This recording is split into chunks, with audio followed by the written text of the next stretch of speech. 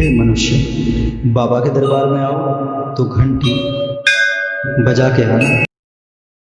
स्वनिवास में विराजमान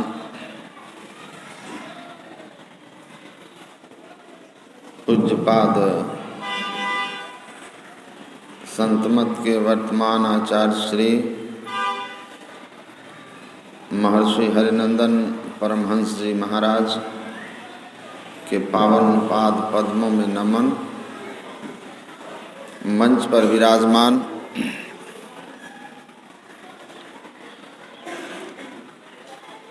साधन चतुष्ट संपन्न पूज्य चरण गुरु सेवी स्वामी श्री भगीरथ जी महाराज के पावन पाद पद्मों में नमन। परमाराध्य के अहित की कृपा पात्र पूज्य चरण स्वामी श्री प्रमोद जी महाराज एवं समस्त साधु समाज के पावन पाद पद्मों में नमन। परम आदरणीय सत्संग प्रेमी महानुभावों, धर्मानुरागिनी माताओं एवं धर्मशिला बहनों,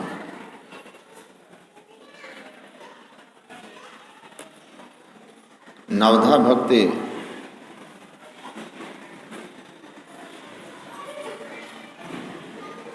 का पाठ हम लोगों ने अभी रामचरितमानस से सुना और उसकी व्याख्या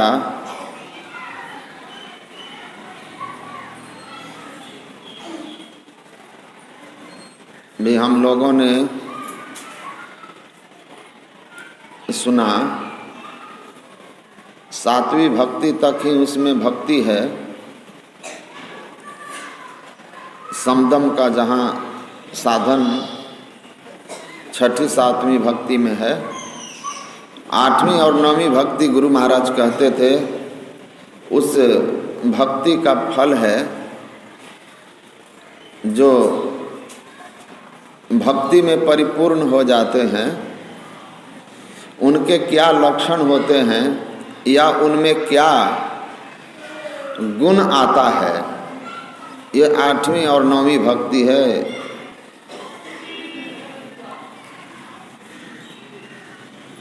आपने सुना कि माता सबरी के लिए भगवान श्री राम ने कहा, योगी वृंद दुर्लभ गति जोई, तो कह आज सुलभ भई सोई। योगी वृंद दुर्लभ गति जोई, योगियों को बड़ी कठिनाई से, बहुत परिश्रम, बहुत साधन, बहुत त्याग के बाद जो गति मिलती है वो गति माता सबरी को मिली। क्योंकि नवधा भक्ति के सभी प्रकार की भक्ति में वो दृढ़ थी। सकल प्रकार भगति दृढ़ तोरे। तो योगी वृंद दुर्लभ गति, योगियों को दुर्लभता से मिलने वाली गति है क्या? योगी किसको कहते हैं? आप लोग बहुत बार सुने कि योगी की परिभाषा गुरु नानक देव ने कहा, एक दृष्टि करी संसार जाने। जो दोनों युगल दृष्टिधारों को सम कर लेता है, एक कर लेता है, जोड़ लेता है, योगी कहते हैं। योगः चित्तवृत्ति निरोधः, चित्त के पूर्ण सिमटाव को योग कहते हैं। चित्त में उठने वाले जो वृत्तियां हैं, तरंग हैं, कल्पना, भावना, विचार, उन सब को निरुद्ध कर देना योग कहलाता है। और यह दृष्टि पर हो पा है, अर्थात एक दृष्टि कर संसार जाने जिसको कहा वही। यारी साहब कहते हैं, योगी युक्ति योग कमाओ, सुषुम्ना घर बैठ आसन शान लगावहु, प्रज्योति आकार अनुभव शब्द हंगावहु। योगी कौन? वही सुषुम्ना मध्य में, दोनों आंखों के ठीक मध्य में, वाम दक्षिण निरुद्धन्ति प्रविशन्त्याम, बाएं और दाएं दृष्टि की धारों को जो मध्य में निरुद्ध कर देता है। कहते हैं वो युक्ति जिसको आती है और उस युक्ति से जो वहां पहुंचता है योगी है, उसका फल क्या होगा? प्रकटी ज्योति, आंख के सामने जो अंधकार है वो अंधकार आपके जीवन से चला जाएगा, अंतः प्रकाश आप प्राप्त कर लेंगे और अंतर्नाद भी सुनने लगेंगे।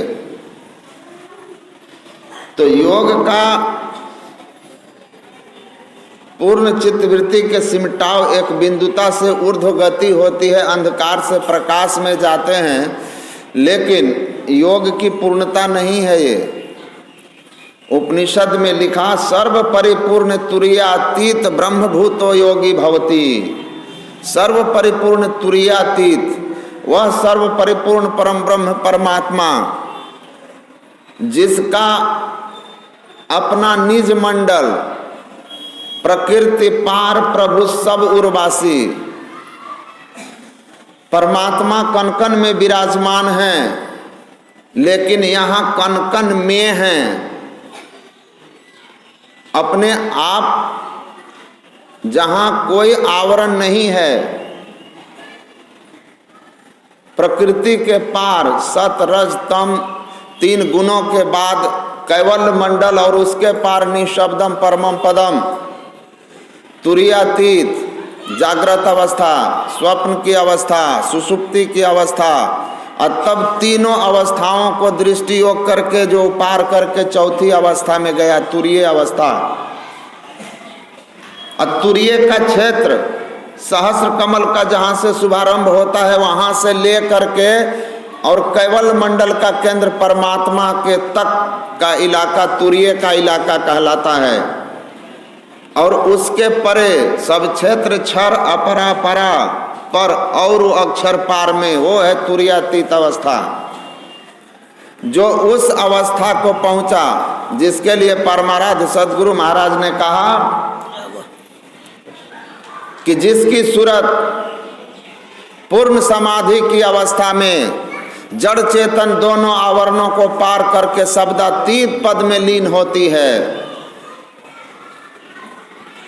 और जब वह शरीर भाव में आता है तो सूरत को सार शब्द में लगाए रह करके उन्मुनी अवस्था में रहकर संसार का कार्य भी करता है, और ब्रह्म से कभी अदर्शन उसको नहीं होता, क्योंकि सूरत सार शब्द में लगे रहने के कारण उसकी आत्मदृष्टि सदैव कार्यरत रहती है। ऐसे महापुरुष पूर्ण योगी होते हैं, संत होते हैं, और ये दुर्लभ गति है। और इस गति को ही जो प्राप्त कर लेता है वही इस संसार में पुनः नहीं आता। और ये दुर्लभ गति किसको मिलती है? जो माता सबरी की तरह अपने अंदर की योगाग्नि को प्रकट कर लेता है। योगाग्नि तब कर प्रकट करी कर्म शुभाशुभ लाए, भक्ति सिरावे ज्ञान घृत, बुद्धि सिरावे ज्ञान घृत, ममता मलजरी जाए। जो अपने अंदर में तजि जोग पावक देह हरिपद लीन भई जहां नहीं फिरे, जो अपने अंदर के योगाग्नि जो अंतर ज्योति और अंतर्नाद के रूप में है, पांचवी भक्ति मंत्र जाप, और उसी के साथ महर्षि संतसेवी परमहंस जी महाराज कहते थे मंत्र जाप मम दृढ़ विश्वासा में ही छठी भक्ति समाहित, मानस ध्यान समाहित है। क्योंकि जब हम किसी को पुकारते हैं तो उसका ख्याल भी हमारे मन में आता है उस रूप का। तो जो पांचवी भक्ति अर्थात जो मंत्र जप और मानस ध्यान को ठीक ठीक कर लेते हैं, ऐसा करने वाला इनका प्रथम अभ्यास कर श्रुत शुद्ध करना चाहिए, अपने वृत्ति को शुद्ध कर लेता है। अभी आप सुन रहे थे गजानन बाबा से कि रावण को कहा कि तुम राम का रूप धारण कर लो और सीता के सामने चले जाओ, तो रावण ने कहा राम का रूप धरा जब ही मातु समान लखे पर नारी। जब हम भगवान श्री राम के रूप का चिंतन करते हैं तो हमारी दृष्टि निर्मल हो जाती है और हमें पराई नारियां माता के समान दिखने लगती है। गुरु महाराज कहते हैं उसी तरह से मानस जप और इष्ट रूप को जो अपने अंदर में प्रकट कर लेता है हूबहू, उसकी वृत्ति शुद्ध हो जाती है, भाव शुद्ध हो जाते हैं।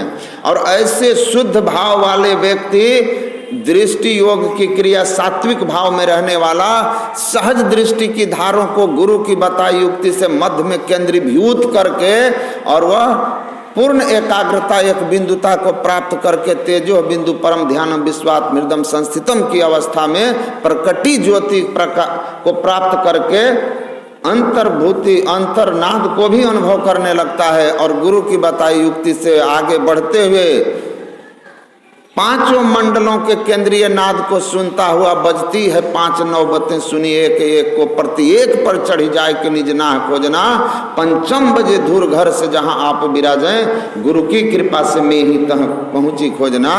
इस तरह से वह योगाग्नि में अपने शरीर का त्याग कर देता है। सारे शरीरों को, स्थूल शरीर, सूक्ष्म शरीर, कारण शरीर, महाकारण शरीर और कैवल शरीर, वो कहते हैं कि सारे शरीरों से अपने को निकाल करके निःशब्दम परमम पदम में, गुरु महाराज कहते हैं समाधि में जिनकी सूरत स्थिर होती है, ऐसे पूर्ण योगी सर्व परिपूर्ण त्रियातीत ब्रह्मभूतो योगी भवति। ये दुर्लभ गति है योगियों की। माता सबरी को प्राप्त थी क्योंकि मातंग ऋषि की सदयुक्ति से उन्होंने अपने अंदर के ज्योतिनाद रूपी ब्रह्माग्नि को प्रकट करके सार शब्द में सूरत को संलग्न कर दिया और शरीर का त्याग कर दी। गुरु महाराज कहते हैं सार शब्द ध्वनि संग सूरत हो अकह में लीनी, और ध्वनि और शब्द अनाम परम पद गति की भीनी, द्वंद्व द्वैत स्वरहित स्व प्रभु पद पाई के, अरे हाँ रे में ही सूरत न लौटे बहुरी न जन्मयाई के। माता सबरी ऐसी अवस्था में थी और वही जिसकी अवस्था होगी वही उस मुक्ति को प्राप्त कर सकते हैं, उस अवस्था में पहुंच सकते हैं। पूज्य श्री लोग मंचासीन हैं, उनसे आप विशेष रूप से सुनेंगे। बोलिए श्री सद्गुरु महाराज।